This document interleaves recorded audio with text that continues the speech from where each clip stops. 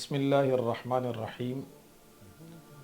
15 شعبان کی رات کو ایک خاص فضیلت حاصل ہے اور احادیث میں اس کو لیلۃ النصف من شعبان اور عام طور پر اس کو شب برات کہا جاتا ہے۔ اس میں اللہ تعالیٰ لوگوں کی دعائیں قبول فرماتے ہیں، لوگوں کی مغفرتیں فرماتے ہیں۔ اب اس رات میں ہمیں کیا کرنا ہے، ہمیں اس چیز کو سمجھنا ضروری ہے۔ کوئی ایسا خاص عمل حضور اکرم صلی اللہ علیہ وسلم سے ایسا ثابت نہیں کہ اگر ہم نے وہ کام نہ کیا اور وہ عمل اگر ہم نے نہ کیا تو ہماری شب برات ضائع ہو گئی یا شب برات کی فضیلت سے ہمیں حصہ نہیں ملا۔ ایسا بالکل نہیں ہے، اور یہ تصور اور یہ نظریہ ہمیں ختم کرنا چاہیے، بلکہ اپنی استطاعت کے مطابق انسان جو بھی کرنا چاہے، مسجد میں نوافل ادا کرنا چاہتا ہے، اگر وہ یہ چاہتا ہے کہ میں گھر جاؤں گا تو مجھے سستی ہو جائے گی، میں مسجد میں رہ کر کچھ مغرب کے بعد عشاء کے بعد نوافل ادا کر لوں تو بھی ٹھیک ہے۔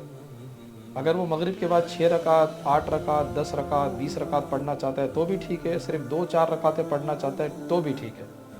یہ کوئی ضروری نہیں ہے کہ وہ مغرب کے بعد 6 رکعتیں ضرور پڑھے گا، سورہ یاسین پڑھے گا، صلاۃ التسبیح پڑھے گا۔ اگر کوئی صلاۃ التسبیح پڑھنا چاہتا ہے بہت اچھی بات ہے، اور اگر کوئی صلاۃ التسبیح نہیں پڑھتا تو بھی اس کے لیے کوئی مسئلہ نہیں ہے۔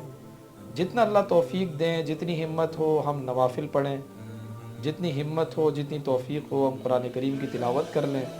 صلاۃ التسبیح اگر پڑھنا چاہیں تو پڑھ لیں، اگر ہمت نہیں ہے تو کچھ نوافل پڑھ لیں، اللہ کا ذکر کر لیں، حضور اکرم صلی اللہ علیہ وسلم پر درود بھیجنے کا اہتمام کریں، خصوصی دعاؤں کا اہتمام کریں کہ اللہ تعالیٰ ہمارے گناہوں کو معاف فرمائے، ہمارے روزی میں برکت عطا فرمائے، اللہ تعالیٰ میں صحت عطا فرمائے، اپنے لیے، اپنے والدین کے لیے، اپنی اولاد کے لیے، تمام مسلمانوں کے لیے دعا کریں۔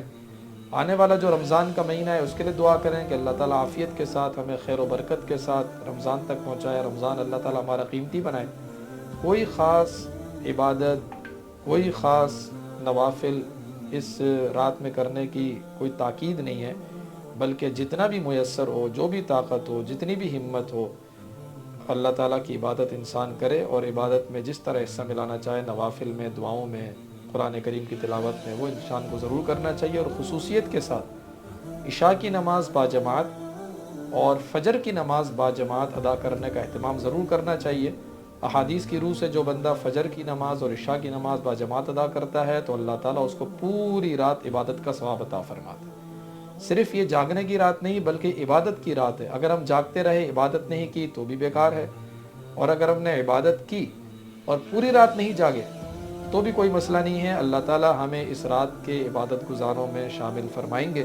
اور اگر ہمت ہو اور اگلے دن ہم روزہ رکھنا چاہیں تو بہت اچھی بات ہے۔ ویسے بھی حضور اکرم صلی اللہ علیہ وسلم شعبان کے مہینے میں کثرت سے روزہ رکھا کرتے تھے۔ بہتر تو یہ ہے کہ 13 14 15 شعبان جو ایام بیز ہے وہ ہم روزہ رکھیں۔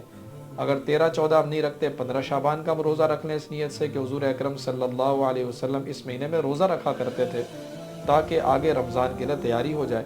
اللہ تعالیٰ ہم سب کو عمل کرنے کی توفیق عطا فرمائے۔